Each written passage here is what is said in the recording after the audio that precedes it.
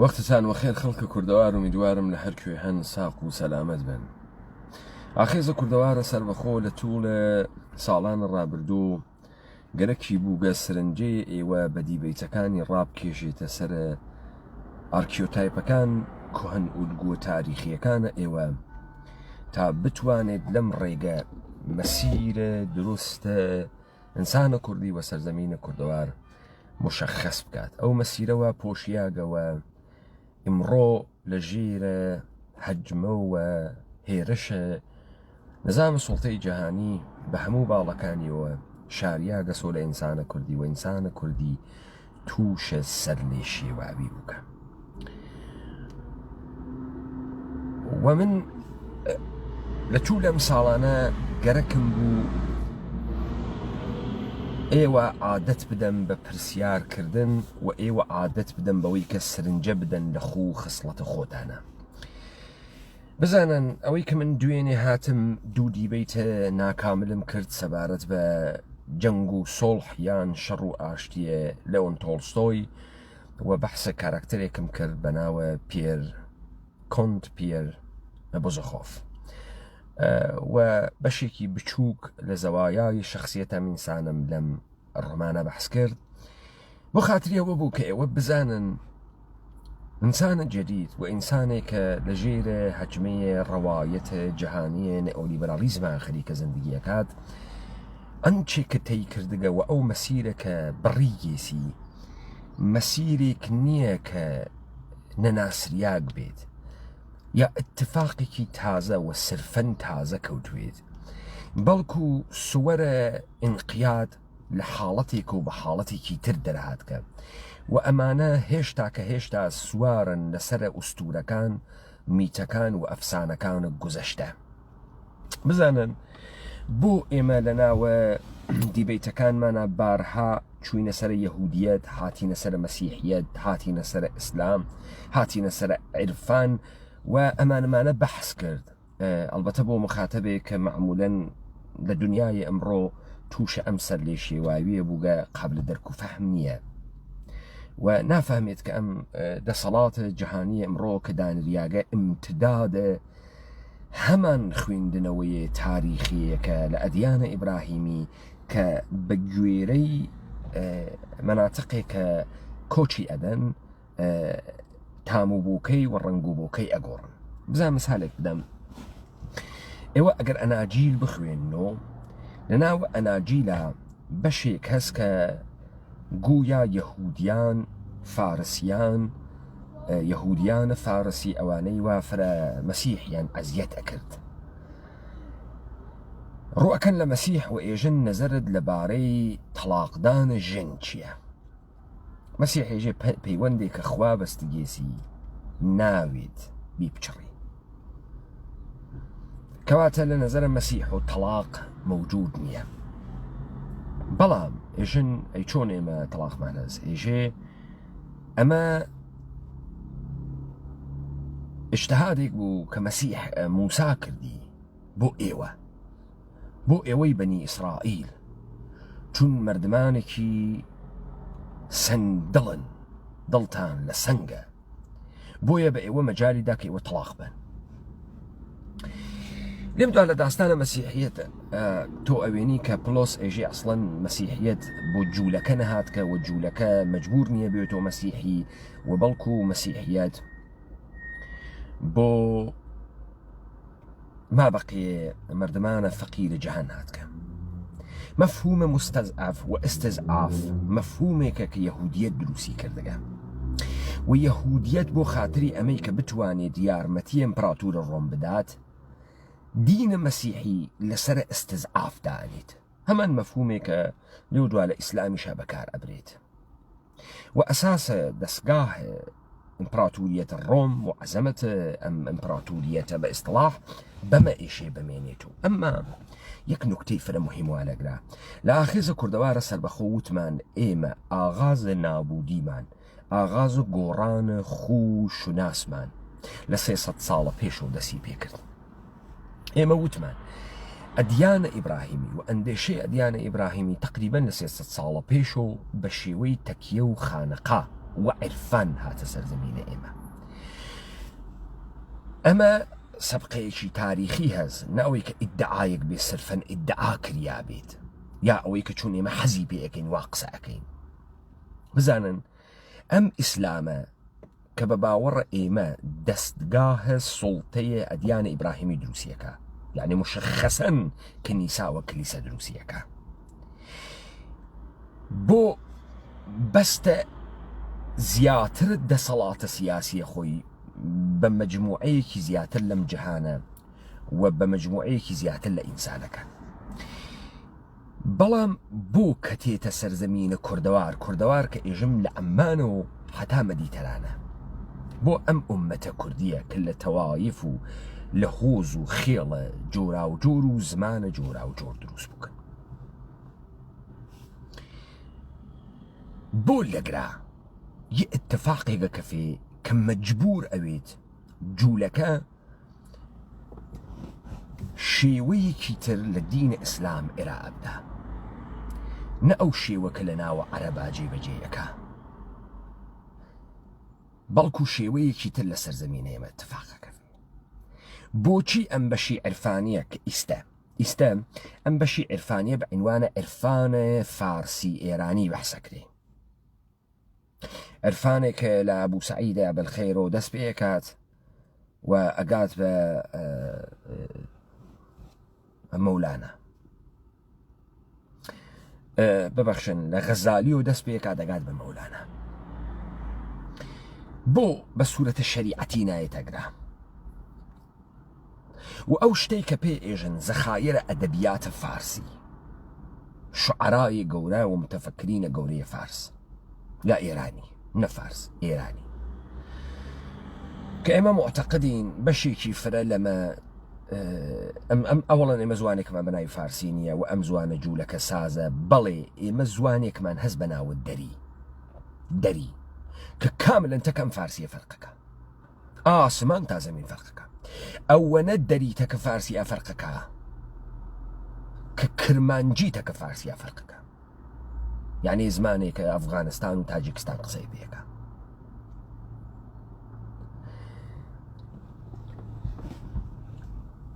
لەگرا ئەوەی کە ئەمانە پێ ئێژن زەخایرە گەورەیە ئەدەبە فارسی هەچێک نییە بێجگە لە تەعابیر و تەفاسیرێک لەسەرە مەفاهیمە ڕۆژە ئافرینشە ئینسان دانریانە هیچێک نییە بزانن من وتم کابرا لە عومەر خەیام مەشروب خواردن فێر بووگە مەسەڵەن تۆ لە هەرکوێ ساقی ئەوێنی مەی ئەوێنی مەیخانە ئەوێنی کاورا فکرەکە ئەمە گشتی مەشروب خواردنە دانیشین بۆ خۆمان و مەشروب بخۆین دەرسوورەتێکە ئەم مەفاهیمە کە لە زەرفە 300 ساڵە گوزەشتەوە دەست کریاگە تحت ناوە کەسانە مختلف بەحسی لێ کریاگە ئیشی بزانیت تۆ لە هێرمۆنەتیکە ئیشی تێکست کانتێکست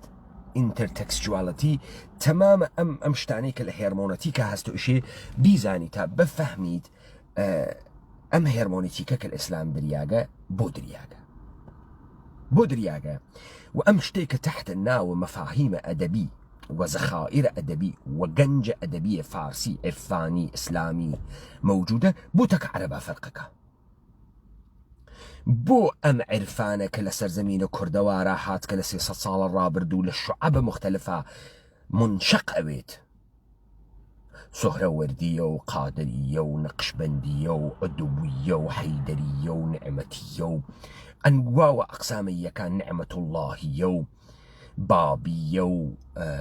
بابائیە و ئەمەنە بۆچی ئەدەبیاتە گشتیانێکیکە و بۆچی یەکسەری مەفاهیم گشتیان تکراریەکەنەوە لەگرا یەک داستان مەوجودە تو ئیشی بزانی ئەم مەفاهیمە ئەمانە کە بەکاری ئەوەن سەرڕای ئەوەی کە ئەمانە ئەبزاریان واپێ وەسا ئەوەی کە ئێمە وتمان لە جێگەیەک و تێن ئێمە حەکەکەن حەکمانەکەن خۆشمان نازانین چیمان لێتیت دلیلی ئەوەی کە ئیسلام فقط ئەتوانێت و ئەم نظامە سوڵتە فقط ئەتوانێت بە عرفان بێتە ناوە سەرزەمینە ئێمە چییە؟ چه فەرقێکی هەست؟ تاکە ئیسلامە شریعەتیە. خب دلیلی ئەوڵەوە سێمە شریعەتمان هەست خۆمان مەناسکمان هەست و ئیسلام ناتوانێت بە شریعەت بێت ئەمە دلیلێکی دووەمی هەست و دلیلێکی ئەسڵی هەست ئەویش خۆی کوردی ئینسانە کوردیە کوردبوونە ئینسانە کوردیە. ئەو کوردیەتە چییە؟ ئەو کوردیەتە هەر ئەوە سەوا من لە لاوەکە زەمبیل فرۆشا بەحسم کرد. اختیار ئێرادە اختیار ئێرادە و بێشەکی کە ئەوێت و یاغیگەری و تاغیگەریە ئینسانە کوردی. جا بۆ ئەوەی کە لەمە تێبگەین چون من وەختێ ڕۆمانەکانە داسایفسکی ئەخوێنمەوە تۆڵستۆی ئەخوێنمەوە کاراکتەرەکانی تێدم گەرەکمە بێژم ئێوەمانان لە دنیای ئمڕوا تەکە چیە ڕوبەڕوەونەوە ئیستا کە من بەحسە ئەمە ئەەکەم گەرەکمە بە ئێوە بێژم چۆن هاتگە و بۆ هاتگە و بۆ ئێمە ئیستەوا فکرەکەینەوە چه اتفاقی کەوتکە کە ئێمە وا فکرەکەینەوە بۆ بەرداشت و قەناعەتە ئێمە فەرق کاتەکە دیگەرانە. بزانە ئەگەر ئێمە لە ئەوڵەوە کە وتم مەسیح ئێژێت ئێوەی یەهودی ئەتوانن ژنتان تەلاق بن چون خوی ئێوە ئینسانهایەکی سەنگدڵن بێڕەحمن چون بێڕەحمن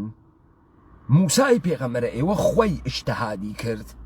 کە بە ئێوە مەجالیدا تەلاق بن وەلێ من بە ئومەتە خۆمێژم تەلاق بدەن.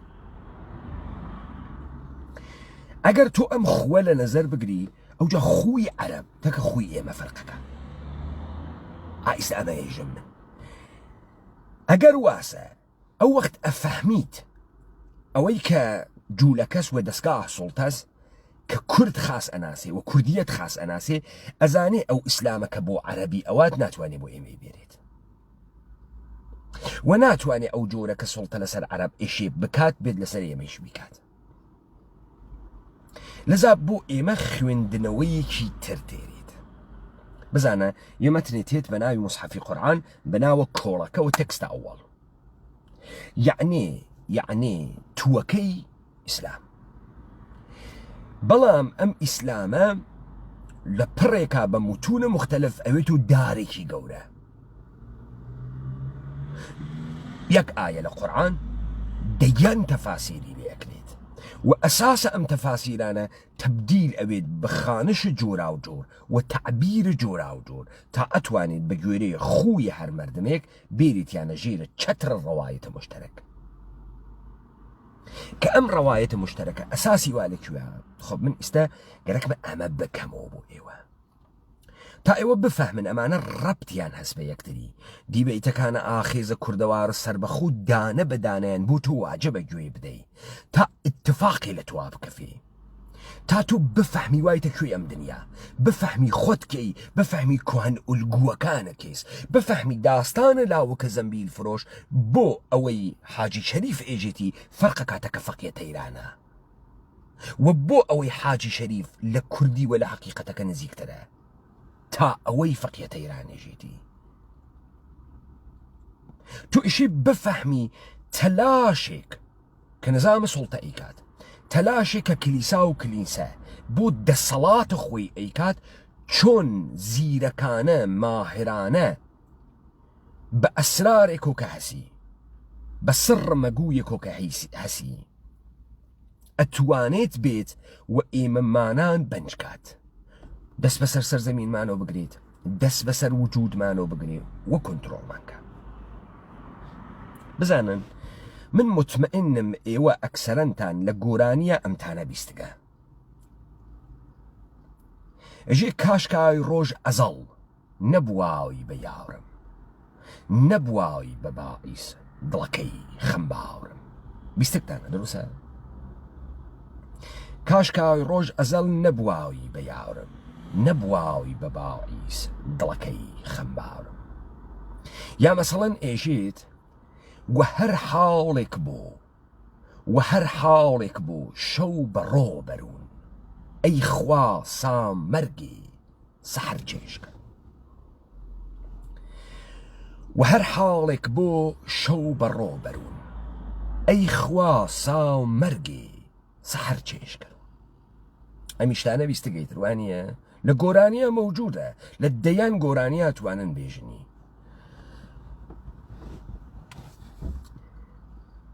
بزانە تۆ تا سفر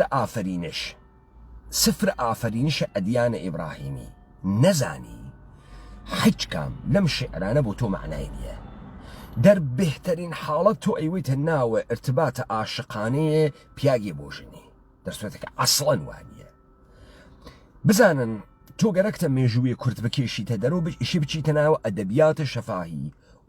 وە زوانە قەیمیەکان لە گۆرانیان بەیتیان بالۆرەیان وەلێ ئەنچێ مەکتوب ماگە گشتی ئەدەبیاتە عرفانیە بە هەر زوانێک لەم سەرزەمینە، بە گۆرانی، بە زوانە هەورامی، بە زوانە جافی،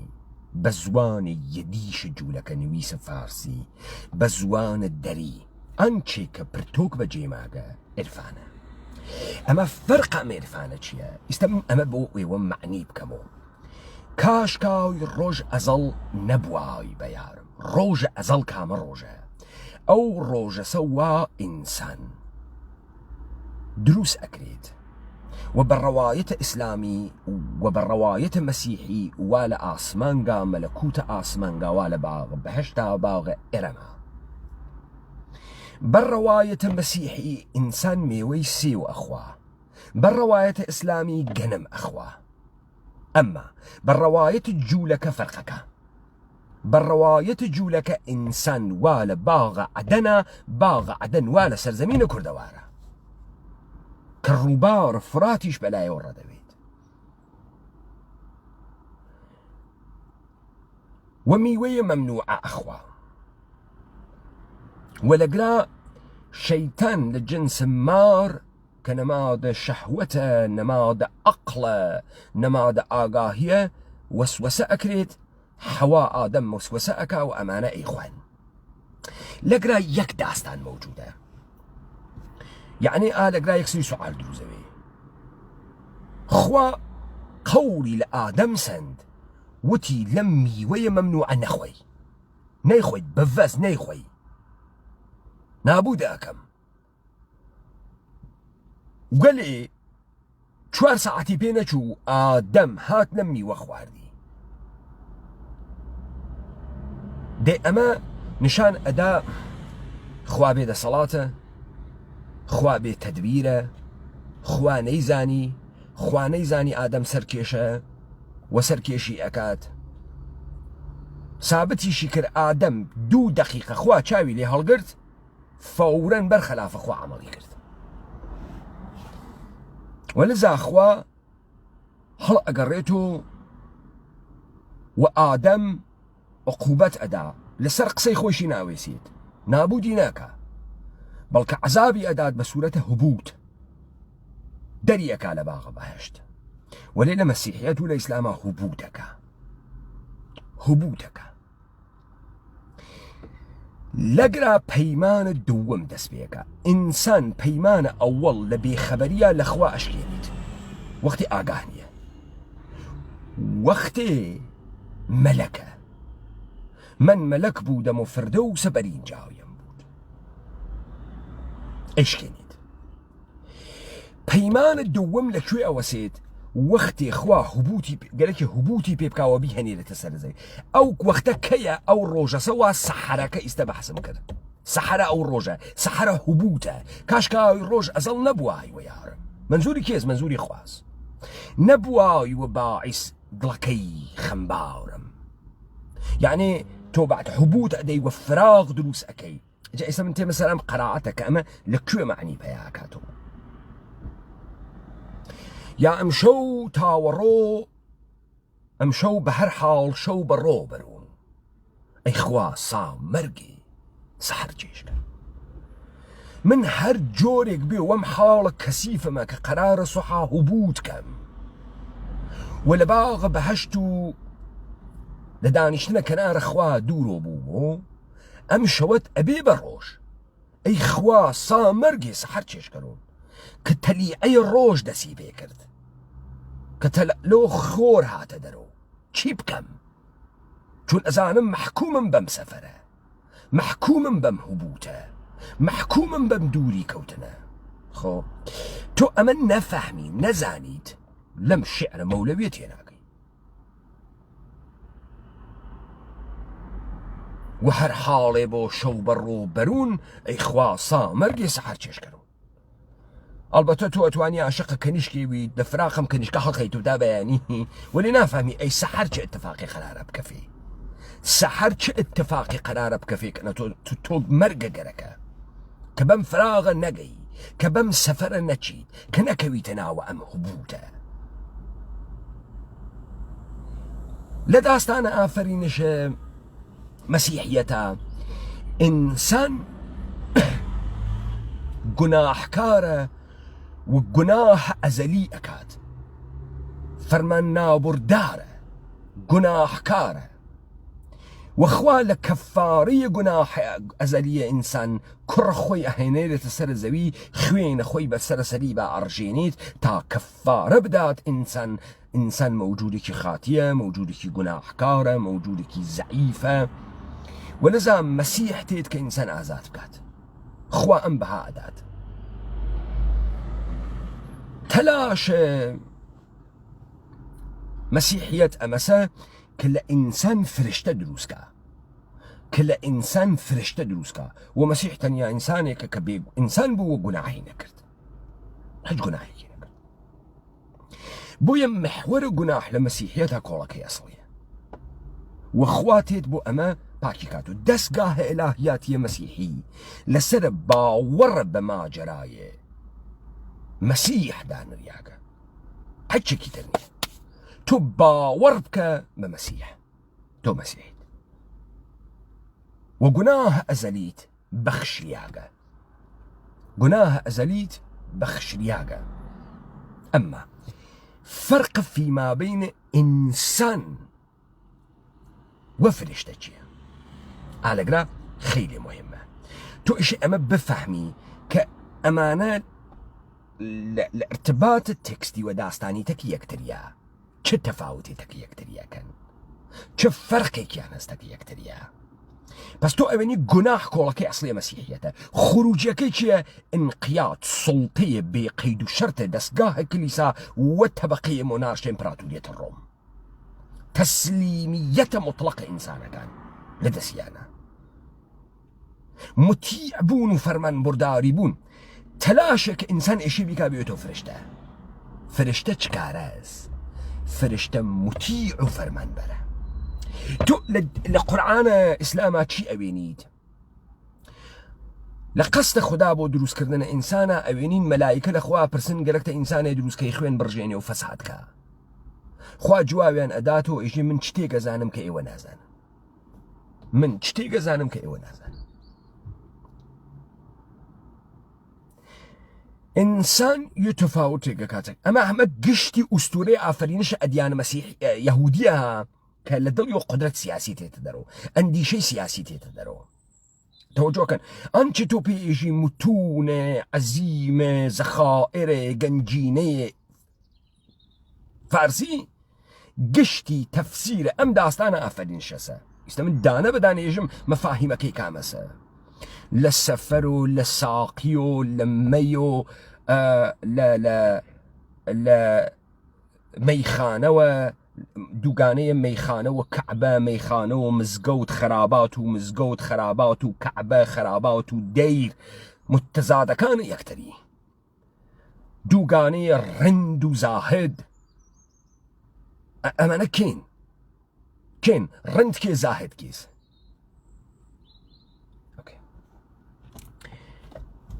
بزانە داستانە مەسیحیەت یعنی کودەتای ئەوڵە یەهودی بۆ استقرارە دەسەڵاتێکی منسەجمە سیاسی و ئینقیادە مطلق ئینسانەکان لە داستانە ڕۆما سوورەتەگرێ بەر ئەساسە خوویە مەردەمانە ئەوروپا ئەمما بۆ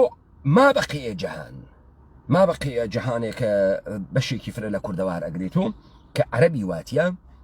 یا ئەقوامێکی نزیکە بە عەرەبی واتیە و ئەقوامە سمیتیکی واتیە ڕەواڵەتێکی تر تێرن گوناح ئەزەلی لە ئیسلامە مەوجودە هەس ئەمما تۆ تاوانی نادەی وە نایژێ کە ئینسان گوناحکارە بابەتەمە بەڵکو لقصد خداوند خبر أدات كجركيسي خليفة الله لجهانا دروسكات ولا سرزمينا دروسكات نما يندي خوي دروسكات لقرا وجهك لبرترية إنسان برامبر بفرشتا بيني بلام لمسيحيتا فرشتا لإنسان برترة فرشتا لإنسان برترة بو يتلاش مسيحية رهبانيته عزلة نشيني دوري كردن لزايز زندگي مثلا مهمترين سكسة كحتى كارك يشي بخساندن يكتري يعني برك للروحانيون مسيحي خوان أخسينن كالبياجي بكون كدامن ين آلو دنوي خد مسيحي ازدواج ناكات وسكسي شي نكردقا تلاش المسيحيات فرشتة بودقية أما فرشتة كيس أما خير مهمة تو بفهمي تفاوت عرفانك سياسات صالة بيش تيريني وأتواني حكا كردية بكات تشيتك إسلام شريعتي وتشيتك قراءة خانشة مسيحيتها شو فرقك ياس بزانا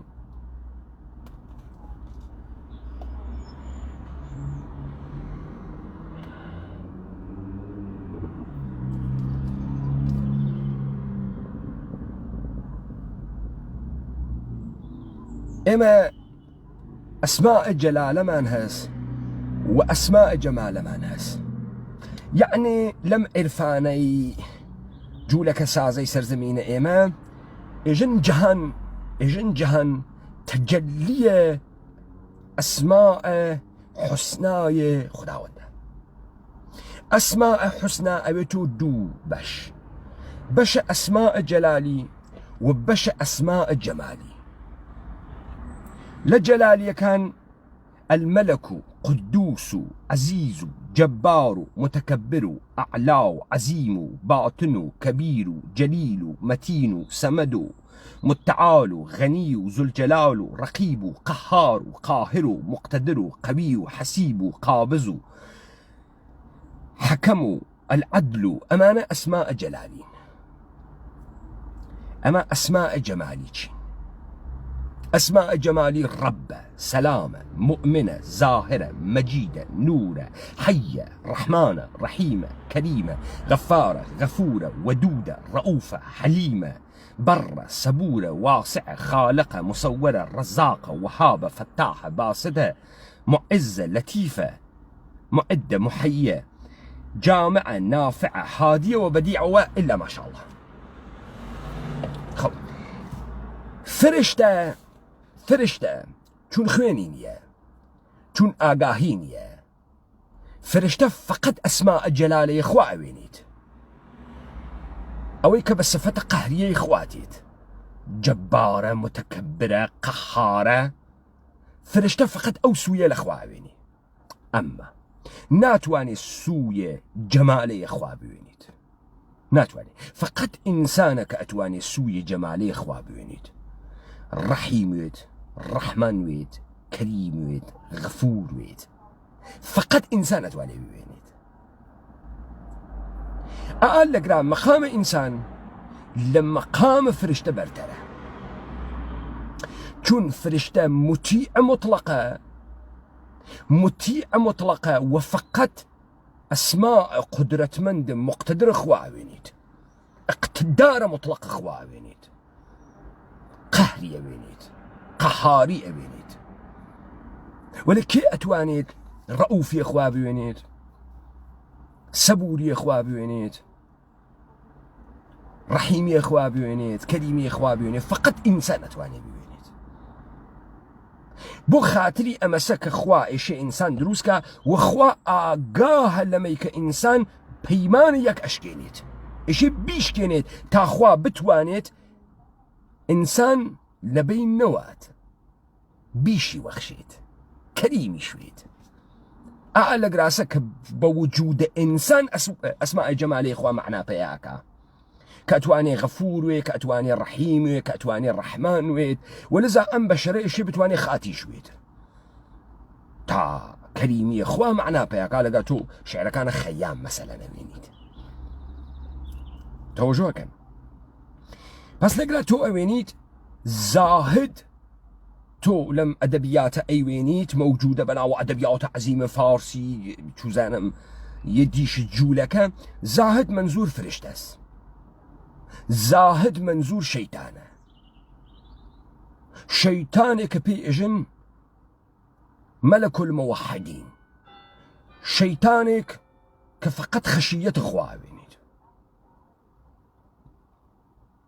شەیتانێک کە فەقەت متیع مطلقە و هیچ ئێرادەیەکی نییە و هیچ ئاگاهیەکی نییە و فریشتەیە کە هیچ ئاگاهیەکی نییە و هیچ ئێرادەیەکی نییە و هیچ اختیارێکی نییە ومقيدة تماما لذا بنوع جهان امرو جهان جيدة دس النظام السلطية امرو انسان فرشته دروسكا انسان الانقيادة انسان فرمن بردار مطلقة لبرامبر قهارية جبارية برحمية نظام السلطة قانون ودولته لبرامبر الجزايا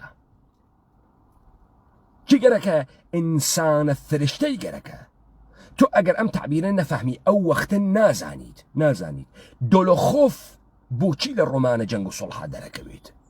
لە جێگەیەکە دووەل ئەکاتەکە کۆنت بزۆخۆفە لە جێگەیەکە گیانە کۆنت بزۆخۆف نجاتەدا لە مەرگ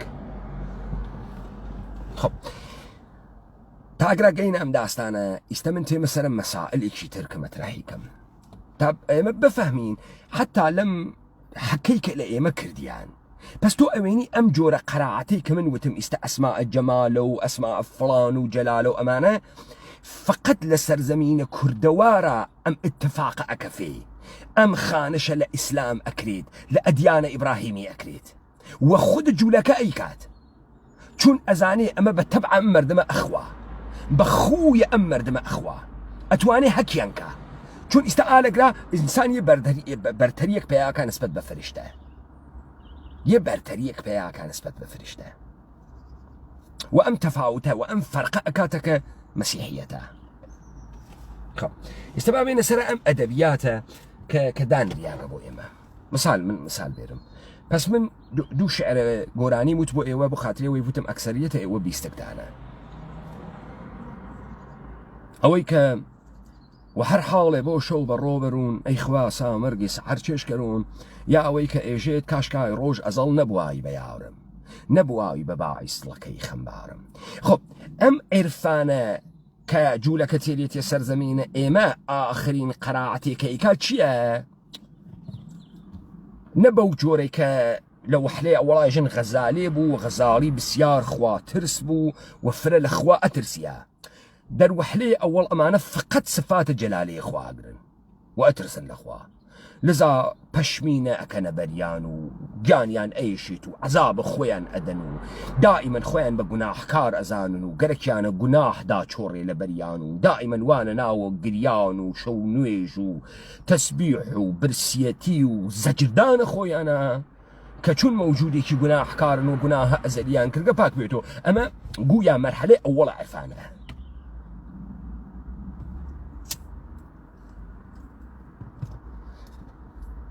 مرحلة دومي عرفان بهر جوري قرودة ببهشت كردنا ومرحلة سوى عرفان أم مرحلة آخرة وتمام أم أدبياتها لسريداني دياغا مرحلة آخر سالك وصوفي مسلمان ومؤمن قرار نية برواتة بهشت وبهشت يجينا قرقة نكاري بجهنم هاس نكاري ببهشت هاس أم لقاء الله قرك إنا لله وإنا عليه راجعون قرك إما الإخوين ورينو بلا إخوة فقط ولذا أخوة أبيتو دوست أخوة أبيتو يار واللقاء يار وعشق بازية كتك أخوة أكري ويارك حرزقاه برد نشانه دا ولايق كاتو وآورق كاتو وغمزيكتي وعشويكتي وتو أم جمالية أخوة إشم متجليب كي لسرزوية وفقط إنسانك أتوانيت لم سلوكك إيكات جمالية أخوة بوينيت و ئەو تەسویرە کە ئینسان نەخوایەوێنێ حەج فریشتەیە نایوێنیت تو ئالەکراوێنی مەقامە مرشد پێیاوی مرید پێیاوی مرشد کەسێکە کە حرزگاهێک دەتوانێت پەردەی لە غەیب بدرێتە کنار و ئەم پەسە ئەو پەردە بوێنیت و جلوەیەک لە چێهرەی خوا بوێنیت ئەمە مرید ناتوانێت نایوێنیت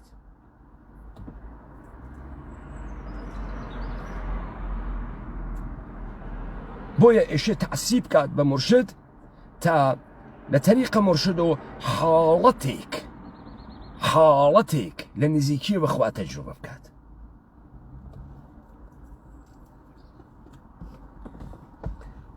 من ئەمانە بۆ ئێژەم ئەمانە بۆ خاتری ئەوە ئێژم ئێوە بفەهمن حەکی لەم جەهانە جەدید نییە ئەمە تەلاشێکە کە کریاگەوە تو نائاگاه بووی لەم تەلاشە پس مرحلەیە آخر چییە؟ مرحلەیە آخر فقط هاونشینیەتەکە خوا و گەیشتنە بەخواست بۆ ئێستا ساقی چه معنایەکی هەست ساقی بەحس لە شەراب ئەزەلی ئەکا لەو نەفخە کە خوای کاتە ناو وجودە ئینسان ساقی خواست بۆیە وەختێژن ئینسان گۆشت و پێست و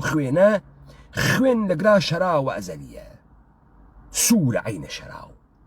هەر ئەمەسە فریشتە خوێنی نییە ئینسان هەزی چون ئەمە هەمان شەرابە ئەزەلیە کە شور و شەوق و عشق و ئەمانە دروسەکە ئەم خوێنەوە تێتە جۆش ئەم خوێنەوە ئەکوڵێ تۆ ئەمە ئەگەر بفەهمی ئەو جار کلیدت دەرکت لەم ئەدەبیاتی یەهود ساختە و متقاعبە ئەوە کەسانێک کە لە داوە ئەم دەستگاهە عرفانیە یەهودیە ئەکەون ئەفەهمی بۆ ئەمانە فەرقەکەن تەکە عەرەبە بۆ تایبەتمەندیەکەی ئەمە چییە کە لە سەرزەمینە کوردەوارە بۆ ئینسانە کوردی ئەم شەکلی قەناعەت لە ئیسلام کریاگەسەوە بەناو عیرفان خۆ سەبا من نمونەیەک بێنمەوە پەتۆ لەگرا ئەوێنی ساقی مەشروب خواری نییە ئەمەی خانە چوون و دانیشتن و مەسکردن و ئۆزۆ خواردن نییە ساقی خواست معشوق خواست یار خواست وەختی باسە ناز ئەکا وەختی باسە عشوە ئەکا وەختی باسە قەدەمە یار ئەکا باس لەو جلوەیە هەرزگاهیە خواسە کە خۆی ئەنوێنێت بە خاسانە خۆی ئەو کەسانەی کە ئەتوانن جەمالە خوا بوێنن سوورەتە خوا بوێنن وەژەن نییە پس ئەمانەی تر تاقیبە بەهەشت ناکەن وسالە یاریان گەرەکە بە کۆڵەکەیمانە کێس مەسەڵەن ئەو متونە جەعلیە ئاغای مەولاناس خۆ ئێستا من نمونەیەکتان بۆ بخوێنمەوە تا بفەهمن ئەگەر تۆ ئەمتە نەزانیایە لەمەی کە ئیستا من ئەی خوێنمەوە حاڵی ناوی ئەژێ دەورێ دەرساڵقی وەلاوی مەحزوندا دەورێ دەرساڵقی وەلاوی مەحزوندا لەیلا ساو بوێر وەلاوی مەجنوندا یەک دەور ئەی خوێنمەوە شعرە مەولەویە دەورێ دەرساڵقی وەلاوی مەحزوندا لەیلا ساو بوێر وەلاوی مەجنوندا جامێ جەسەحباوی دیاوی باڵاو کەت جامێ جەسەحباوی دیاوی باڵاو کەت ئالوودەی غوباور تۆزە باڵاو کەت بەو ناوز و عشوە وێت پێم دەرەوە جەستەی پەژمردەم ئەحیا کەرەوە جەی قەلب الئەسەد تاو سەندووری فێنکەرەوەی جەستەی مەهجووری بەڵکم شەراوڕەی ناویرەی فراق نەسۆچنۆ تەماو سەوزەی ئشتیاق بەڵام بەو شەرتە مەیلت مداوم بۆ منیچ بەو مەیلە دنیام وەکاوم بۆ نەک غەزاڵ ئاسا دیا و ڕەمت بۆ گاو مەیلە شادی گاو ماو تەمت بۆ ئیتر کافی بۆ جەور و جەفاکەت بەڵتا وەسەر بۆ مەیل و وەفاوکەت ئەرچەند هەفتەیە عومرم مەندە بۆ بەڵکەم دووری تۆ لێم نەسەندە بۆ ئەمە بۆ کێ وتکە بۆ ژنی وتکە بۆ کەنیشکێکی وتکە بۆ باڕوومەنێکی وتکە بۆ ئەوانەی وا لە دیسکۆکانە ئوروپا ئەڕۆن و شاتە ویسکیان واوە قەوە وتکێسی بۆ کێ وتکێسی بۆ مەردەم حەزەکا بەمە وشتە قەشنگێکە و دای ئەنێت و ئۆزۆی پێخوا و ئەمە ئەخوێنێت و واقعان منزوری ئەوە گەسە خب دەورێ دەرساقی وەلاوی مەحزونە بۆ مەحزونە لە چی مەحزونە لە کامە فراق مەحزونە لە فراق مەحزونە لە فراق کێ مەحزونە لە دوور کەوتنە لە وەتەن وەتەن کوێز وەتەن مەلەکوتە ئاسمانگە کنارە دەسە خواز بۆ مەحزونە چون وا لە فراقە وا لە فراقەکەی دوورکەوتی غوربەتە وا لە غوربەتە دووریە لە وەتەن دوورکەوتگیە لە یارە دەورێ دەرساقی بەخوایژێ وەلاوی مەحزوندا بێ پەردەیەک بنوێنە پەیمان بێ خوەتێک دەرخە لە لامان لەیلاسا بوێر وەلاوی مەجنوندا تەمسیلەکە ئەو کەرەمە بکە بەم مەعشوقە مەجنونێکە ئاعشقە شێتە دێوانەیە لەیلیە کەرەمێ بکە وەکو لەیلی بێ چەرخێ بدەوە دەورە ئەم بەزەیەکت بێ بە حاڵیە تەرحەمێکی پێ بکە دەورێکی پێ بدە یعنی داوا ئەکا لە ساقی کە پەردەیەک لەسەر خۆی لابدات نزیک بێتەوە لەم مەحزونە چون مەحزونە تۆجۆکەی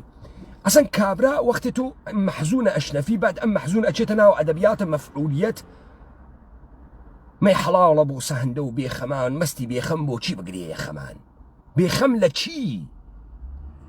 تۆ ئیسە خەمە چیت هەست لەگرام مەحزون معلومە مەحزون بە کێژن مەحزون بە غەریبێژێت غەریبێکە ئەم جەهانە بە غوربەت ئەزانێت چون وەتەن مەلەکوتە ئاسمانگە لە کێ دوور کەوت کەسۆ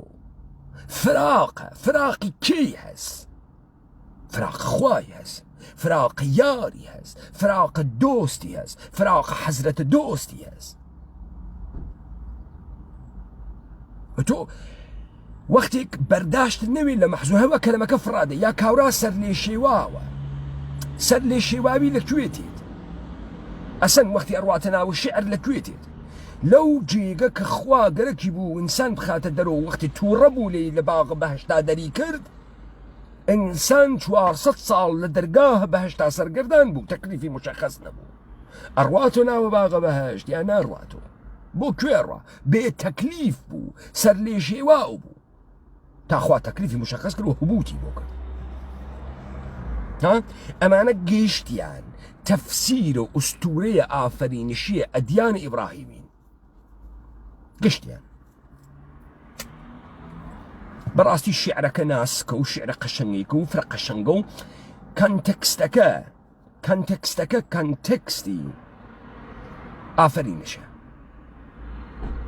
تۆ لەکوێ ئەتوانی ئەمە بفەهمی وەختی تۆ یەهودیەت ئەزانی قەراعەتە مەسیحیەت ئەزانی قەراعەتە قورئانی و ئیسلامی ئەزانی و بعد ئەوێنی چ خروجیەکی لێتێتە دەرەوە ئیستە جامێ جەسەحباوی دیاوی باڵاوکەت جامێک لەو شەرابە دیدن باڵا تۆ ئیسە دەرئەکەوێ بۆت ئەمە تەمەنایەکی سۆفیانەس ئارەفانەس تەمەنایەکە بۆ دیدنە جلوەیەک لە سوورەتە یار ساقی جلوەیەک لە سوورەتە یار چون لەگرا دیدنە باڵایە ئەوێت و جامێک لە شەراب کامە شەرابە ئەزەلی شەرابە ئەزەلیە کەیستە بە سوورەتە خوێنوا لە وجودە ئێمە ئەوەی شور و شەوق و زندگی و ئشتیاق و عشق و ئەمانە لە ئێمە دروستەکات بەعزێ ماواقە ئەم شور و شەوق و ئشتیاقە تێتە خوارە چون ئەلکولەم شەرابات کەسە خوارۆ میزانە سەکراوەریەکەی هات کەسە خوارەوە بە چی سەکراوەرەوێت بەوەی کە متەداوم بێ ڕجوع ئەتۆ بە مەیخانە بەلای ساقی تەداومی بێتۆ هەرگاه بتوانیت مەسکەی لەم شەرابە بخۆی جامێ جەسەحباوی دیاوی باڵاوکەت ئالوودەی غوباو تۆزە پاڵاوکەت تەشبیه لەو سەفەرە سەختە دژوارە کە خوایشێ بیکات بۆ نواندنە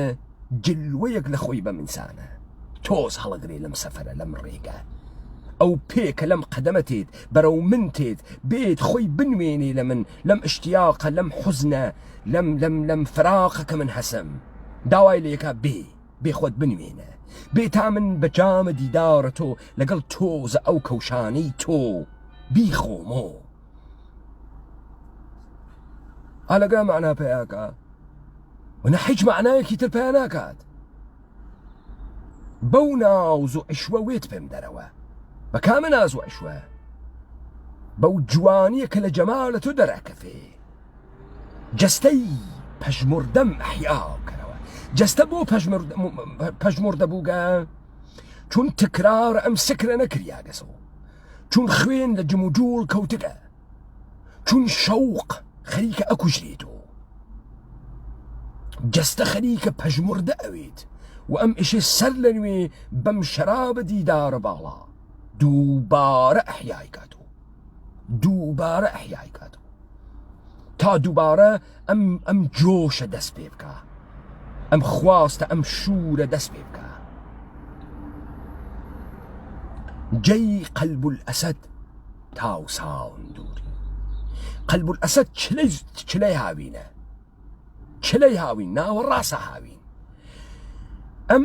ئەم ژیانە کورەی زەمینە ئەم ژیانە خاکیە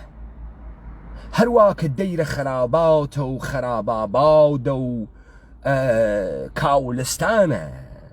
یعنی زەمین لە بەرامبەر مەلەکوتە وەتەن مەلەکوتە ئاسمانگا کە وەتەن وێ ئەگرا دەیرە خەراباتە و ئەگرا کەلاوەس و ئەگرا کاولستانە و ئێستا بۆ مەولەوی چییە ئەم سەفەرە ئەم غوربەتە وا لەکوێە جەی قەلب الئەسەد تاو سەندووری ئەم دووریە لە تۆ وەسە چلەی هاوینێکی گەرمی تاقەت بڕووکێنەر گوامە چلەی هاوینی تاقەت بڕووکێنەرا و فێنک کەرەوە جەستەی مەهجووری لەم گەرمای تاقەت بڕووکێنە فراقە لەم چلەی هاوین فراقە جەستەی دوورکەوتک مەحجوور یانێ دوورۆکەوتک دوورۆکەوتکە لە کێ دوورۆکەوتکە لە کێ لە ئامینێ لە ئایشێ دوورۆکەوتکە لە خوا ئەمەی کە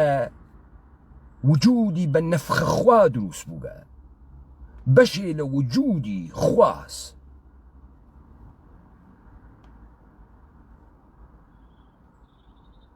فێنک کەرەوەی جەستەی مەحجووری فێنک بکەرەوە لەم چلەی هاوینە جەی قەلب الئەسەد تاو سەندووری لەم قەلب الئەسەد دووریە هاوینە تۆ ئەم جەستەی دوورکەوتگم منە فێنک کەرەوە بەڵکم شەراورەی ناویرەی فراوق نەسۆچنەوە تەماو سەوزەی ئشتیاق بەڵکم ئەم ئاگرە فراقە ئاگرە دووریە ئەم سەوزەڵانیە شەوقە بوساڵە بە تۆ شەوقە دیتنە تۆ نەسووتێنێت ئەم گڕ فراقە ئەوەنە گەورەس خەریکە ئەو شعلەهاوی شەوقە دیدارە تۆیش ئەو سەوزەڵانیە دیدارە تۆ کە لە وجودە منە مەوجودە تەشبیهەکات خەریکەم فراقە ئەویشە ئەسووتێنێت با نەسووتێت با ئەم شەوقە دیدارە تۆمە نەکوژرێت لە دووری و لە فراقێکە کە تو خۆت نانوێنی کە تو خۆت دەرناخەی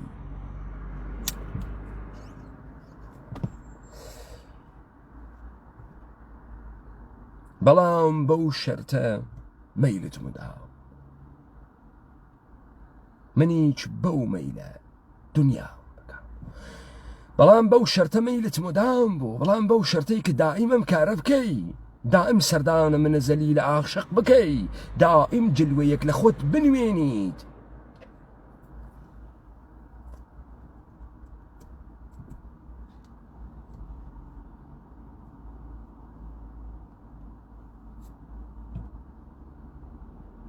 منیش بەو مەیلە کە تۆ دائیمەن سەرێ لە من ئەدەی یادێ لە من ئەەکەی مەجالە دیدارێک و حزورێک بە من ئەدەی دنیام بەکامەوێت تحملم غربەت ماکرێت تحملم فراق ماکرێت نەک غەزاڵ ئاسا و دیا و ڕەمت بوو گاڵمەی لە شادی گاماو دەمت نەک وەکو ئاسک جارێ بیت و جارێ بڕۆیت و جارێ حەز بە شادکردنەوەی دڵمان بکەیت و جارێک لە فراغێکی توولانیاما تەبمان پێ بدەیت و نەوانەوێت دائیمی بێت تا تحمل کەمەم فراغە تا تحمل کەمەم زندگیە هەرچەند هەفتەیە عمرم من دەبوو بەڵکم دووری تۆ لێم نەسەندەبوو خۆ تۆ لەگرات دیت ئەگەر ئەم مقدمەیە کە من وتم نەیزانی نافەهمی ئەمەی کە مەولەوی وتکێسی چییە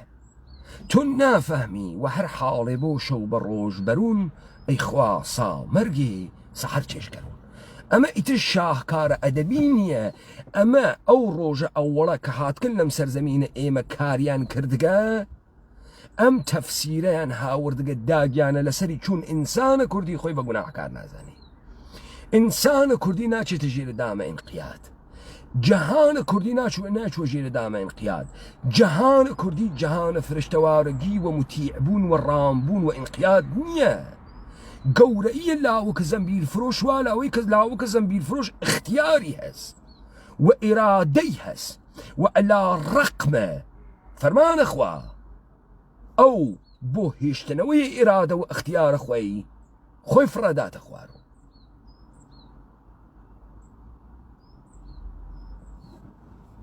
ئەمە سەد تەفاوتە ئینسانە کوردی کە مەجبور ئەوەن دەستگاهە ئینقیادی بۆ حەکە ئینسانە کوردی لەم دەروازە ورودکەن لەم جێگە ورودکەن تەمامە ئەدەبیاتە زوانەکانە سەرزەمینە کوردەوار بە جوولەکەیە یەدیشۆ ئەم گوزارشەدا داستان ئافرینشە و نگاهە ئەمانە بە ئافرینش و نگاهە ئەمانە بە ئینسان کە تۆ لێو دوا هەر لە ڕەوانشناسانە جوولەکە هەر لە متفەکرینە جەهانە مەسیحیەت بەرەبەرە پێی بەوەی کە ئینسان بوون یعنی هەبوونە سوویەی تاریکی هەرەوەی کە لە جەنگ و سڵحە تۆڵستۆی خەریکە تەعقیبیەکە بابا هیچ ئینسانێ مطلقاً فرشتە نییە و هیچ ئینسانێ مطلقاً بمعنای دووگانەگیەکەی مەسیحیەت کە حەزەکا بە فرشتە و شەیتان نییە حائلێکی فيما بینە کاورا ئەتوانێ دۆلۆخۆف وێ ئەتوانێ لە جێگەیەکە اشتباهی کردوێت ئەسیرە شەهوەت بووێت بەڵام لە جێگەیەکە خوە ئینسانیەکانیشی بەسەری و حاکمەوێت و ئەتوانێ منجی تۆ بێت ولذا مەرزە فيما بینە خاسی و خراوی مطلق نییە ئەمە بۆ کێ خەریکەم کارەکە لە مقابڵە دەستگاهە ئیلاهیاتی مەسیحیەتە خەریکەم کارەکە ئەوێنێت کە دەستگاهە ئیلاهیاتی مەسیحیەت لە ئینقیادێکا کە دروستی کردەگە خود کۆڵەکەی داستانە معنەویەت و دینیشی نابود کردە خود قەراعەتی کە لە مەسیحیشیەکە نابودی کردە بۆیە بۆڵگاکۆف لە مرشد و مارگاریتا قەراعەتێکی ترەکا لە مەرگە مەسیح بە پێچەوانەی کلیسا چون ئەمە ڕەبتی هەست بە زندگیە ئیمڕۆژینە ئێمە بە چوارچێوەی زندگیە کە ئێمە ئیمڕۆ واین تێیە تەمامە مەفاهیمێک کە تۆ بەکاری ئەوەی ساقی و مەی و دۆس و یار و فراق و وەسڵ و اختیار و جەبر و تەمام ئەمانەی کە تۆ تێریتی بەحسیەکەی لە سەرزەمینە کوردەوە پێچیداوێ بۆ پێچیداوێ چون ڕامکردن و دەستەمەوەکردن ئینسانە کوردی ئەو جۆرە نییە کە عەرەبیەکەکری ئەو جۆرە نییە کە ئوروپاییەکەکری تۆ ئەو قەراعەتە ناتوانی بۆ ئەمانە بێریت قەراعەتێکی تر زەریفتر تریکی ئەو سایم داسانەسە ئەو کەسانی وا تەمامە موتونیانە دروست کردگە ئاغا گیان تۆ دەیان کتاوت هەست بەناوە تەورات و حیچ کامیان موسانەی نووساگە دوای موسا نووساگیانە تۆ فقط لە یەک تیکە 27 ئینجیلت هەست یعنی ئەوەی کە تۆ پێیژی ئینجیل کتێو نییە فقط گاسپۆڵ نییە گاسپۆڵ 4 دانەست 23 دانە گاسپۆڵ نیەن وەلێ تەکمیل کۆنەندەیە گاسپۆڵن و بەگشتیان نێژن ئینجیل چۆن تۆ فکرەکەی متونە قابلە دروستکردن نەوگە تۆ بچۆ بەم دەسە بچۆ سعدی بخوێنەوە بچۆ حافظ بخوێنەوە بچۆ گشتیان بخوێنەوە تەمامی مەفاهیم هەرەمەسە ڕۆژە ئەزەلە گوناهە ئەزەلیە مەیکە دەست عشرەتکە دەست بۆیە تۆ ئەوێنیت بەهەشت ناگەهان لەم گزارشە ئاخرە بۆ سەرزەمینی کوردەوار ئەوێت تۆ جێگەی فریشتەکان و مەلەک مەلەکی کە موتیع و فەرمانبوردارە مەلەکی کە ئاگاهی نییە مەلەکی کە ناتوانێت سەفاتە جەمالەیە خوایش بوێنیت ناتوانێت و فقط ئینسان ناتوانێت ساکنانە مەلەکوت یا لە زەمینە ئەوێنۆ کوێ ئەوێت تۆ دەیر ئەوێت تۆ مزگەوت ئەوێت تۆ کەعبە ئەمانە ونۆ زاهدانە مطیعە ڕامە گریانە پەشمینە پۆشە درۆزنە خرقەفرۆشە کە گەلەکیانە لە خوی ئینسانی دەربێن بوون و فرشتە وەکو کێ وەکو ئەوانەی ئیمڕۆ خوا تەبیعەت دانت نیشی داگەوە تۆ کاورا گەلەکیسی بێت و فرشتە گۆشت ناخوا بووگەسە و ڤێجێتێریەن لەناو ئەم فەسادە لەم جەهانە کە مەوجودە لە تەمام ئەم سوویەیە تاریکیە کە مەوجودە کاوراگەرەکی بێت و فرشتە ئەم زاهدە کێس کاورای ڤێجێتێریەن خۆرە کاورای ویگنە کاورای سۆڵحتەڵەوە کاورای عیشوەگەرە خەسیاگە ئەمە هەمان زاهدە هەمان شەیتانە هەمان فرشتەز هەمان ئینسانە مطیعە ڕامە فەرمانبوردارە کە لە سەفاتە خوا فقط قووەی قەهریە بێنێت قەهارە جەبارە متەکەبرە فقط ئەمە ناوێنیت دەسەڵات قودرەتمەندە ناوێت عدولکەی لە قانون سەرەوەی هەرچی شتە سەروەریە یاساس ئێمە گشتمانەشی مطیعین لە بەرامبەریا بۆ خۆت خاسە و گەرەکیانە خوی ئینسان بگۆڕن و گۆڕیگیانە بۆی تۆ ئەگەر ئەمە نمودەکە ئەوێنی لە دەیرا لە خانەقا لە کەعبا بووی لە بەرامبەر ئەمە وێسن و لە مقابڵی ئەمەی خانەدانین لە مقابڵی ئەمەی خانەدانین ئەمە پەسەند ئەوێ حتا بۆ کوردە 300 ساڵە پێش بۆ ئینسانە 300 ساڵە پێش ئەمە قابلە تەحملترە تا قەراعەتە مەسیحی قەراعەتە شەریعەتی ئیسلامی قابلة تحمل كبعدن ليو دوا سلسلة مراتب أجري ورده قيافكي أجورن شي باعث أوهم عرفانة بيت درو حد أقل أم نقاها لدورة لخوين دنوي أسطورة آفرينش بيت خويا يا أخي إنسان كردية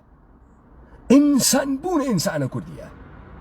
نباوري بقناها أزلي هس نباوري بقناه كاري هس نباوري بمعصومية هس وبإما وتمان لبروسس بزية كردية بعد تتناو بياو بس أما چون أجيري سرزمينكي چون خوي أجيريت بأسطورة آفرينش داستان آفرينش وقراءتك أم مردمة بكريت بجيرين إمكاني بيو بيانجريت نا همان قراءتك بو دانيك مسيحية كي كخوي فرقك تكتوها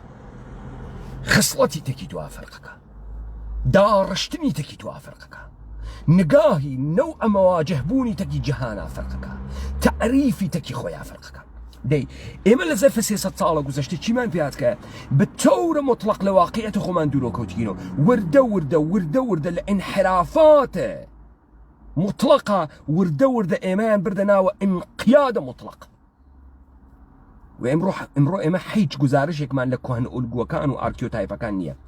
بزانن تەمام ئەمەیکە تو تحتناوە عرفان بە هەر بەزمێک و دەسی بۆ ئەوەی شعرە مەتنە گشتی وا لە سەرە هۆنینەوە و نەوعی هەرمۆنەتیکی کە دریاگە و قەراعەتێکە کریاگە لە ئوستورەی ئافەرینش لە سەرزەمینی کوردەوارە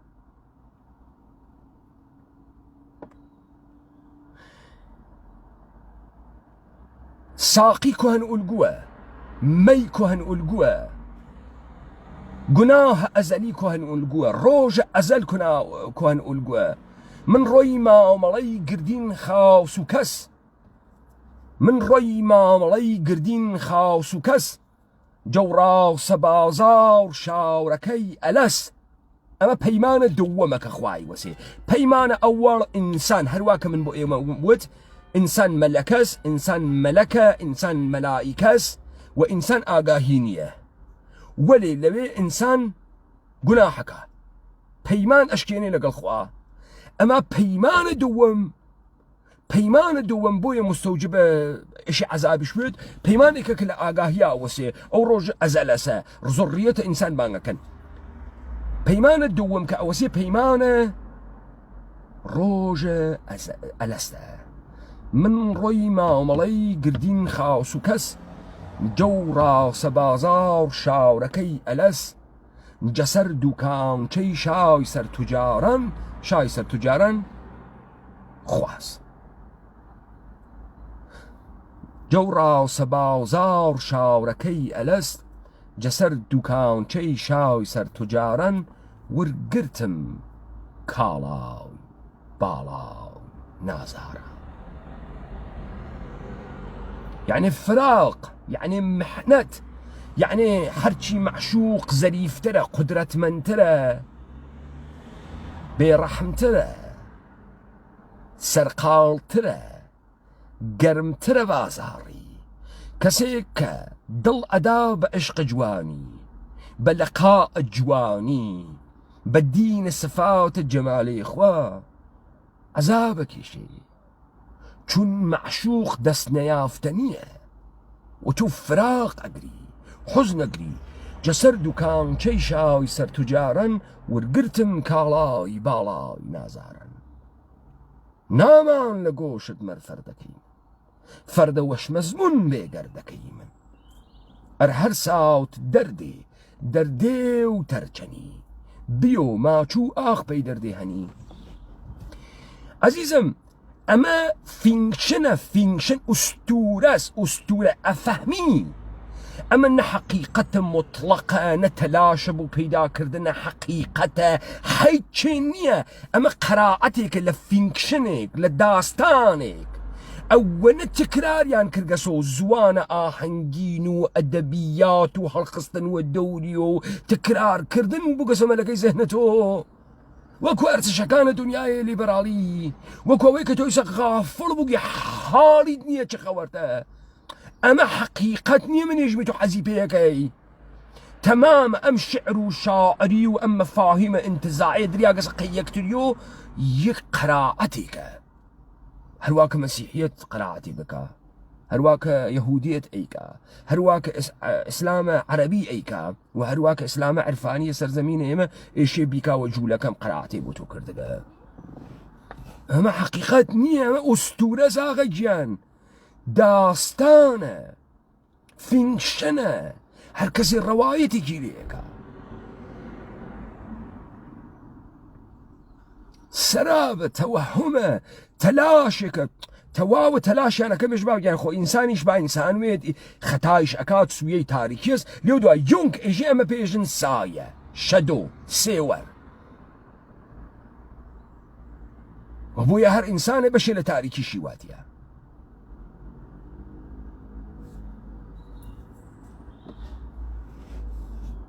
و ئینسان ناوێت تەلاشکا بێت و فرشتە، بەڵکو ئینسان لە سلوکە ئینسانی خۆیان مەسەڵەن ئەشی بەو جێگە بکات کە ئەو فقط توانە دیتنە سفات جەمالەی خوای هەز. ئەگەر تۆ ئەم تەبەدڵە ئەوجا ئەفەهمی نظامە سڵتە فرشتە دروستەکە، شەیتان دروست ئەکا، مەلەکول موحدین دروست ئەکا، مطیع فەرمان بردار ڕام بێ عەقڵە بێ ئێرادەیە بێ هوڤیەت.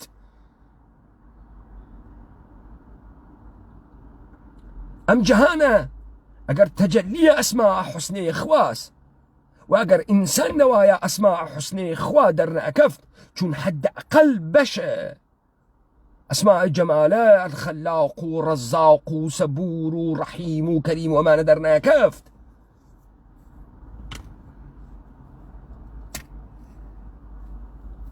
أي بو إيوة لجير انقياد نظام حكومتيا، لجير بيانوية أمنيتا تن داقس و انقياد مطلق، سرورية مطلقة دسقاها حاكمة بسرتانا وإرادة كلن باكو بقصو، اختيارتان كلن باكو بقصو، وحجبو يقل إنسانيتان حتى بو قرعتتي أنا ما قال تي أنا ما قال وواجبته مثلا وقت الرومان جنگ صلح أخويني أجيت داستان هاي مختلف بقيت أم جيجا كمثلا كنت بزخوف أروا كنيشكي بلا تكليفة بعقل فاسدة opportuniste فرصة طلبك كتنياشتك هسي لش الجنانة وسوسي جنانة يسي أم فكرك أم جنب فكرك دليل مرغوبية أو أمسك لش جنانة وابي نازاني تمام بياك هاي كتير نزيكيم خانمة أو نو تن تجاوز بكن بجنة كنت بير بزخوف كحقارة كان خو يعني بيباكو بكنو كأغاتو 2 ملياردر روسيا دوای تزار پولدار ترین انسان روسیه جوانی شیا من غرور اشکی نمجنا كتير مجر لنگا خوام خانمه هل نافهمي قدرتي والكوا وكوشي وكو كنشكا كردن نافهميت روابط عشايري وخانوادقي باعث او بتواني شوبكا لكشي بركي سوجي ليبراليا كنشكا كرد نايواتو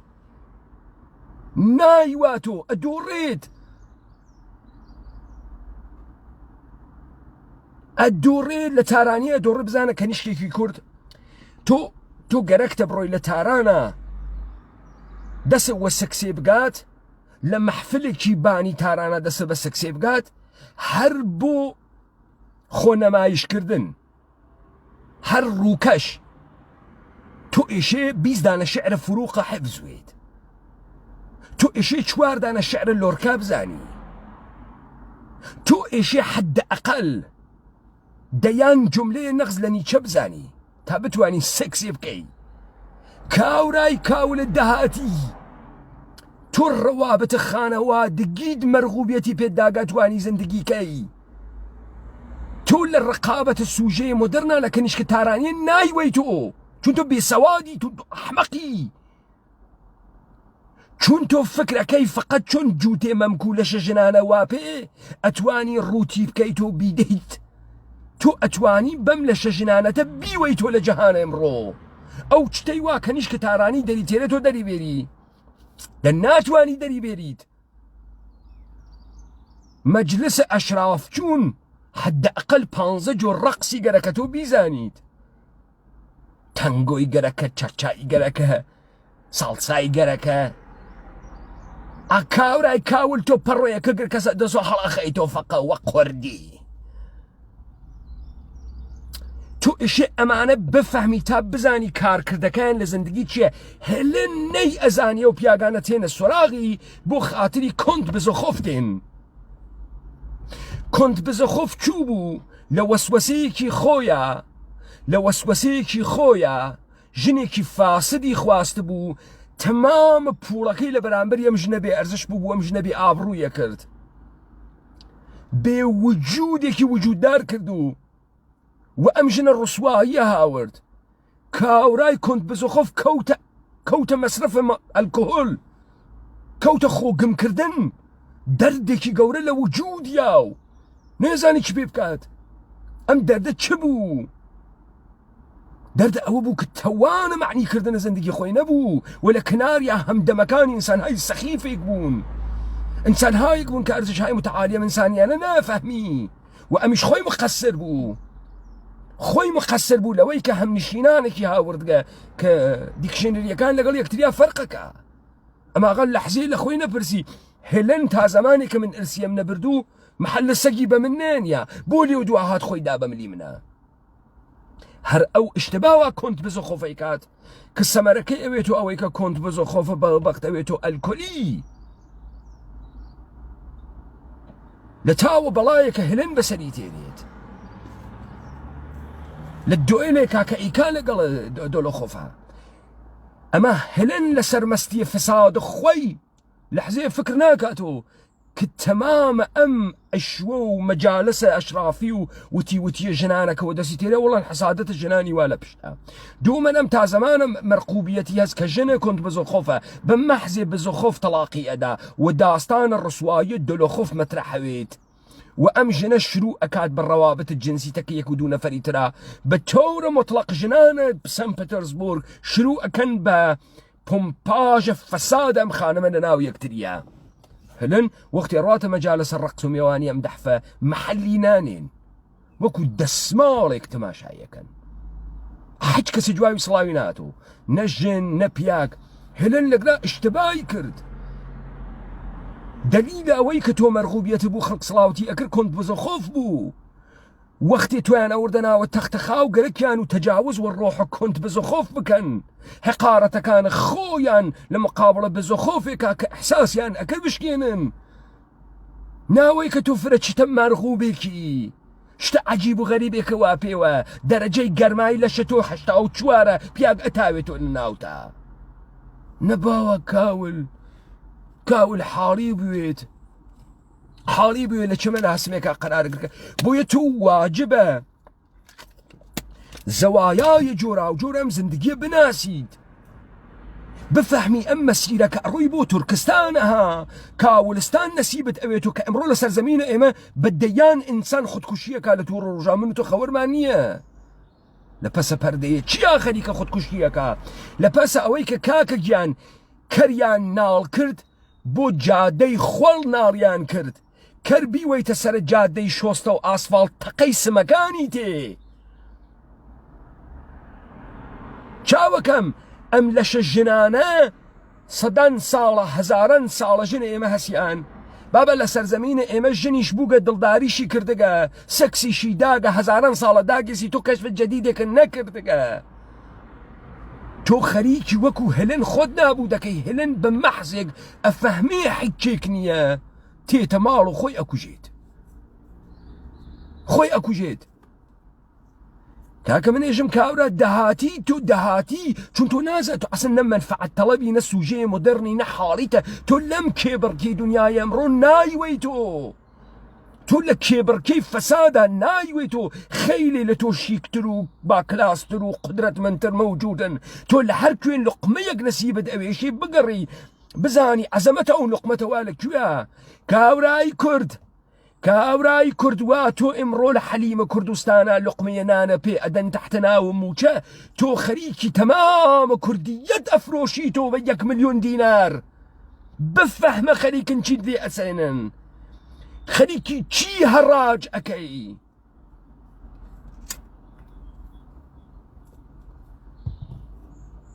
پەرتەوەی ژێ و هەرچیدان بفروشەم وەلی بزان چەسەنیدن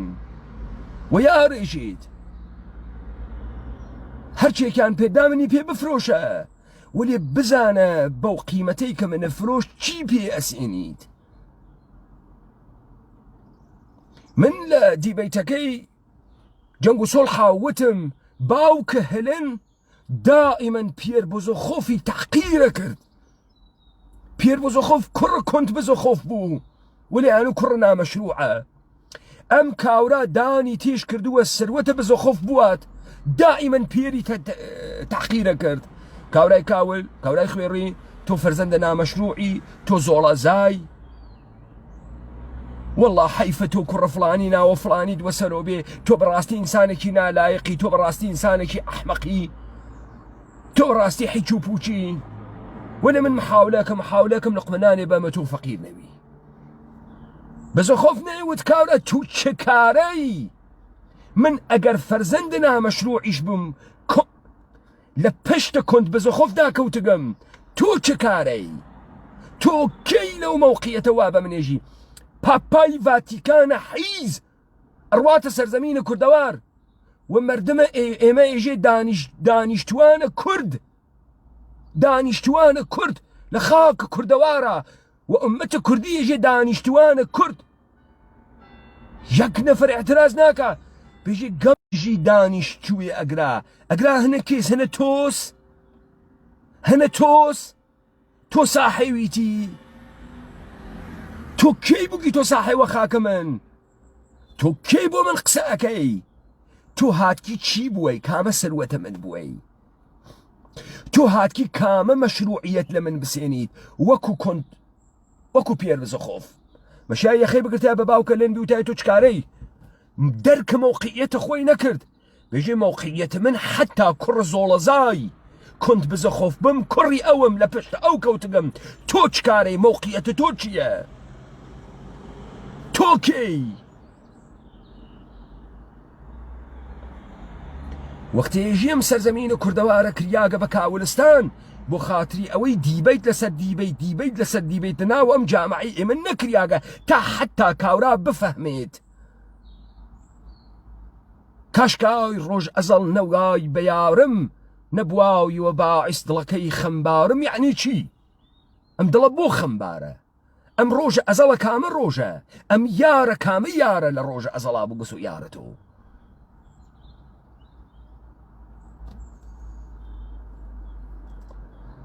بۆ یەک کاورا فکرەکە ئێمە بەحسی حکمەتی فەلسەفیمان دانیاگە گەرەکمانە سەواد نیشان بدەین نە ئەزیزەکەم ئێمە ئەزانین ئینسانە ئەمڕۆژینە ئێمە مەسخ کریاگە ئینسانە ئەمڕۆژینە ئێمە لەسەری کار کریاگە کە خۆی نەناسێتەوە کوهەن ئولگووەکانی ئارکیۆتایپەکانی ئەوانەی کە تاریخەن حەفزیان کردبوو بە عینوانە ئینسانە کوردی فەرامۆشیکە لەبین بچێت بیگۆڕنۆ نەستی دەستکاری بکەن ناخوداگاهی دەستکاری بکەن ئەنکەنچەزی دەستکاری بکەن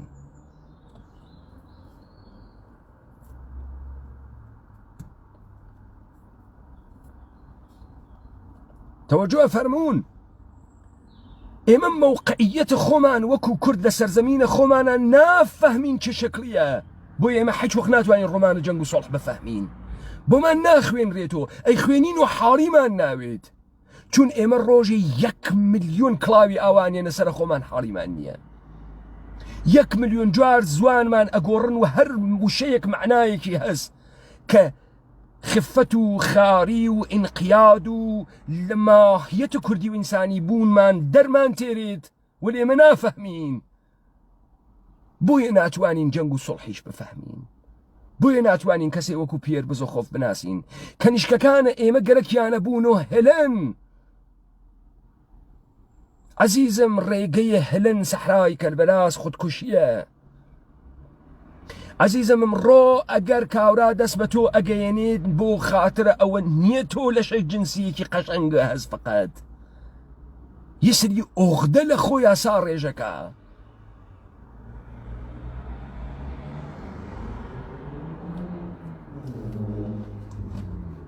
یەکسری حەقارەتە خۆی سا ڕێژەکەوە بە وەختە خۆی تۆ وەکو دەسماڵ فڕە ئەداوە تۆ نابوو دەوی کوڕ و کەنیشکەکانم سەرزەمینە ئێمە نابود بووگن لە نەنەزانینە لە دەرک نەکردنە مەوقعیەتە خۆیانە لە نەزانینە ئەم فینکشنان و داستانانەی کە بە ئەمانە داگیانەوە لە تەوەهوما کە لێیان زلوگە لەم وعدەیە بەهەشتە بەرینە نظامە سوڵتە کە پێیان دریاگە ولم ژیانە فرشتەیە کە قەرارە بیکەن و خەیلی ئینسانن مخالفە ئیعدامن گۆشت ناخۆن بووگنۆ فرشتە مطیع و ڕامە مطلقن هیچ سوویە تاریکیان نییە شەدۆیان نییە قانونمەندن تازە ئەمانە ئەو تعریفە نیەن لە ڕۆژە ئەوڵۆ هاتن بۆ کاولی ئێمە وتی سەو گوناح و یەک تەوبە خوا غەفورە خوا ڕەحیمە خوا کەریمە خوا ڕەزاقە تۆ ئینسانی تا سەفاتە جەمالەیە خوا بوێنی خوا ئێشێ تۆی خاتیە دروست کا تا کەریمی مەعنا پەیاکە تا ڕەحمان و ڕەحیمی مەعنا پەیاکە ئێشێ تۆ ڕەنج بکێشی ئێشێ تۆ فراق بکێشی ئێشێ تۆ دووری بکێشی ئەمانە گشتی فینکشنە داستانە هەروە کە نەئۆلیبرالیزم فینکشنە داستانە عەزیزم، تۆ لە سەرابا خەریکی حرەکەتەکەی، تۆ تەمام ئەلەمەکانە وجود و ئازارەکانە وجودت ناوێنی، تۆ دەرکە مەوقعیەتە خۆت ناکەی، نایژی چیم لێ ئەسێنن، خەریکە چیم ئەوات، کوێم خەریکم هەڕاجەکەم. کاکە گیان تۆ خۆت نادەیتە بەرە ئاگاهی، تۆ خۆت نادەیتە بەرە زانین، تۆ خۆت نادەیتە بەرە و پان و بەرینکردنەوەی خۆت. چۆن لە دنیای ئەمڕۆ تۆ فکرەکەی ئەیوەی تۆ، چۆن فکرەکەی ئەیوەی تۆ؟ ئایا دنیای ئەمڕۆ ئەو مەجالەی ماگە تۆ تێیە ئەحمەقانە ڕوبەڕوو بووی تۆ و فکر بکەی بە سەرفە ئەمەی کە لەشێکی ژنانە و ناوگەڵێکی پیانە هەسوو ئەتوانی مەشروب بخۆیت و سەکس بکەیت تۆ تێیا بردگتە سۆ، لەم زەمینە فعالیەتکەی بردگتە سۆ. تۆ واقعەن وا فکرەکەی؟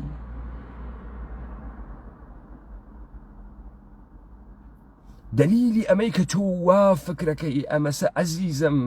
300 ساڵە بە سوورەتە سیستەماتیک نابود ئەکرێت لە دەر و دیوارتە، لە زارە تەکتەکتانە، لە تربیەتە خانەوادەتانە، لە دروسە مەدرسەتانە، لە تەلەڤیزیۆنەکانتانە، ئەوەی پێتان ئەدەن ژەهرە ئەتان خەسێنێت، لە وجودە ئینسانی دەرتان تێرێت.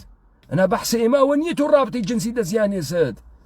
بەحسە ئێمە ئەمەسە عەزیزم تۆ بۆ ئەم ئرتباتە گەورە نەوگی پەروەردە نەوگی فاحشەگی لە تۆ جندە دووقەرانی دەرتێرێت، لە تۆ پۆڕنستار دەرنایێرێ عەزیزم. حتا ئەگەر دڵت بە فاحشەگیە، تۆ لە ڕقابەتتەکە فاحشەیەکی تارانیە سەموڵیان نایوەی تۆ کاورای سلێمانەی چە بڕەسێ بەوەی کە فاحشەی تارانی گەرەکی بێت لە فاحشەیەکی هالیوودی بیواتۆ، نایواتۆ، نایوەی تۆ، چون ئەبزارەکانە دنیای مدرڕت پێ نییە، تۆ حتا ئەو خۆفشکردنەوەی تارانیتە پێ نییە، پێت نییە. تو چوار شعر فروقت حفظ نییە، دوودانە شعر لۆرکا نازانی، سێ تەرانەی ئیسپانیاییت حفظ نییە، ژەستە لاتە خواردن ناتوانی بگریت، ستریپتیز نازانیت، دەهاتیت وەیتە کەرێکی ناڵکریاگ وەسەر خیابانە شۆستە بڕۆیتە ڕێوە تەقەی سمتۆڵانەتێ و ئەم مەسیرە تۆ بەرەو کاولستانەوە. ئەکسەریەتە پیاگەکانە ئێمە ئەمڕۆ دووچارە خەسیاگی مطلقن کە دیاردەی ئەم خەسیاگیە لە سێ دیاردە دەرەکەوێت: ئەلکۆلیزم، اعتیادە بە مەواد ڕەوانگردان و مەواد مخدر، اعتیادە بە سکس، بێدا دەکا لەسەر زەمینە ئێمە.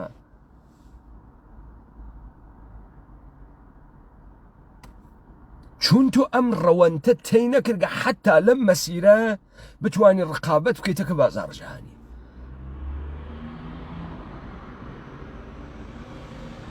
لەذا واجبە ئێمە مانان لە زەوایای جۆرا و جۆرە زندگی ئینسانیمان ئاگاهۆ بووینەوە تا مەبنای دروستە حرەکەتی ئێمە بوێت. ئێمە ناتکین فرشتە دروستکەین لە ئاخێزە کوردەوارە سەر بەخۆ. ئێمە ڕۆژ ئەوەڵ وتمان مەسئولیەتە بڕیارە خۆت بگرە هەڵبوژێرە. ئەگەر ئیمڕۆ ئێمە خەسیاگین ئێمە هەڵمان بژاردگە خەسیاگوین، ئەگەر جاهلین هەڵمان بژاردگە جاهلوین. ئێمە خۆمان ناخینە بەرە حەقیقەت، ئێمە خۆمان ناخینە بەرە تەلاشە بۆ زانین و دەرککردن، ئێمە خۆمان گەوجەکەین، ئێمە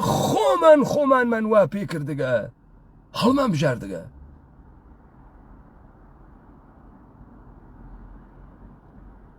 ئەو داستانەسە کە تۆ ئێشێ بفەهمی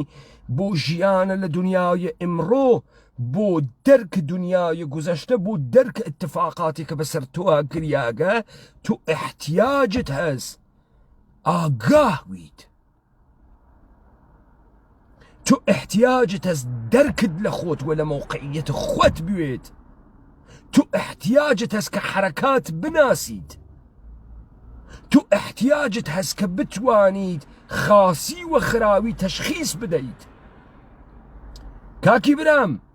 تۆ ئمڕۆ لە نابودیە خۆتا غەرقوگی بزانە معیارە ئەرزشیەکان زەهنت چییە کە ئەم کاوریە لێ دروست کردگە چییە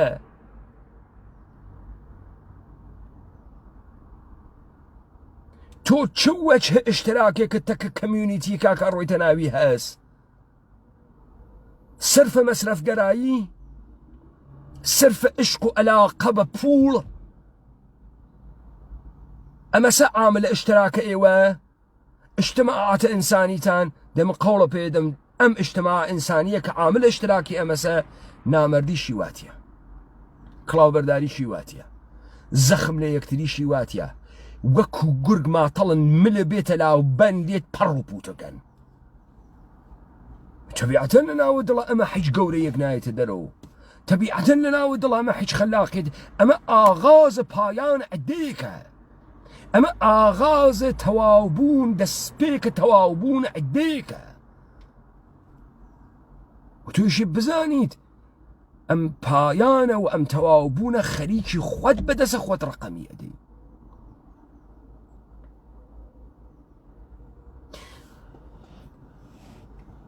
لذا ئێمەمانان عادەتمان نەکردگە بە دیارە مەسائلە مهمە زندگیمانەوە کە ئەساسە زندگیمان ئەساسە هەڵس و کەوتمان مەعنا ئەداتەوە ئێمە ئەتوانین مەعنا بگرین بۆ زندگیمان وەختی بۆ دابنین کاوراژێ من وەختم نییە 2 سەعات دیبەیت گوێ بەم یعنی تۆ وەختە نییە 2 سەعات گوێبەی 2 سەعاتەکەی تە لە ڕۆی چیەکەی ڕۆی پوڵ دەرتێری ئەڕۆی خۆت سەرگەرمەکەی عەزیزم تۆ وەختی خۆت پەروەرش نەدەی ناتوانی لە موسیقی لذت بووی بۆیە من لە دیبەیتەکەی بە ناوی تەبەقەی متەوەسطە 2 گۆرانی عەزیز وەیسیمدا لێ بۆتان یەکێکیان زڵەیخام زەردە بوو یەکێکیان خاڵسیاگیان لەیلی گیان بوو براکەم تۆ پوڵیش بەدەستبێری لەبەر ئەوەی زەهنە گەورە نەوگە لەبەر ئەوەی دەرکێکی دروستە لەم جەهانە نییە لەبەر ئەوەی لە زاتێکی تر ناناسی لەبەر ئەوەی کە تەسویرێکە لە ڕۆمانس نییە تەسویرێکە لە زندگی نییە نێست بە معنای واقعی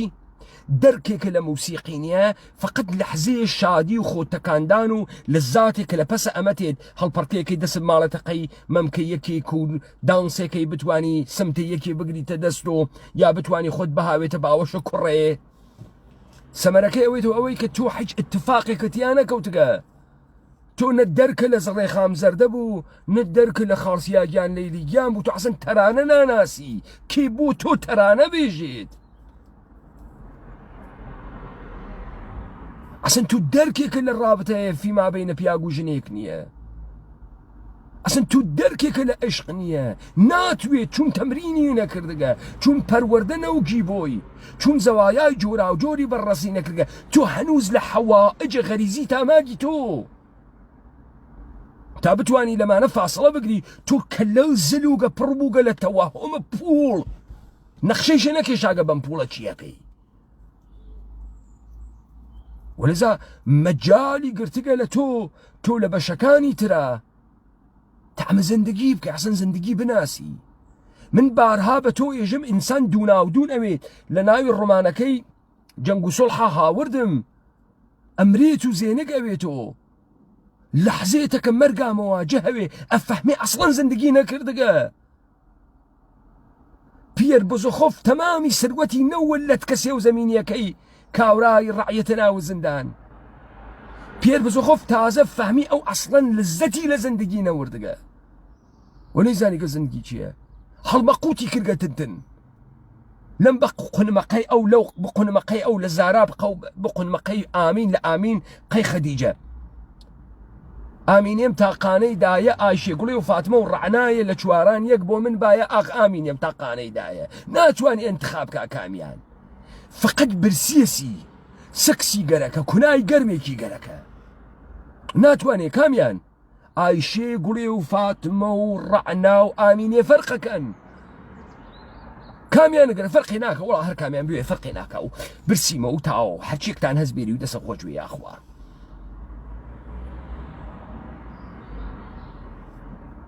ئەمە عەزیزم مەقام ئینسانی نییە زندگی ئینسانی نییە خولاسەبوونە لە حەوائج و غەرائزە هیچ مرتبەتێکی ئینسانی بە تۆ نادات و تۆ کاول ئەویت ها بە پوچی ئەگەی لە ئەعتیادا خۆت نابوو دەکەی عەزیزم فەحشایە تۆ فقط دڕیانە بۆ تێڵێتەوە حەچێکی ترە بۆ نایڵێتەوە ڕۆحە ئەدڕێ ئابڕوو ئەدڕێ جسمە ئەدڕێت هیچ مەرغوبیەک تێکە نامێنێ حەچە نییەی بە پولیش ناگەی سروەتمەندیش ناوی حەچێک ناویت بۆیە مهمە لەم دقیقە و ساعەتە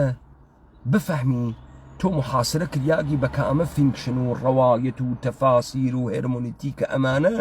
کە ئەم سەرابیانە لە کەلەی سرە تۆ دروست کردەگە و تۆ فکرەکەی بێ ئەوەی ساعەتی وەختە دانیابێ لە تعلیم و تعلم خۆتە لە پەروەرشە خۆتە لە ئەمدی و ئەودی و کردنا لە دانە سنگ و مەنا بەخۆتە تۆ ئەتوانی لەگەڵ جەهانە ئەمڕۆ مواجه بووی زندگیشی تیا بکەی خەلێکیش قەشەنگ بفەهمیت نە عەزیزم نە ئەتوانی بفەهمی نە ئەتوانی مواجه بووی تۆ نە ئەفەهمی کەیت نە تەجروبەی زندگی ئەەکەی بە مەعنای واقعی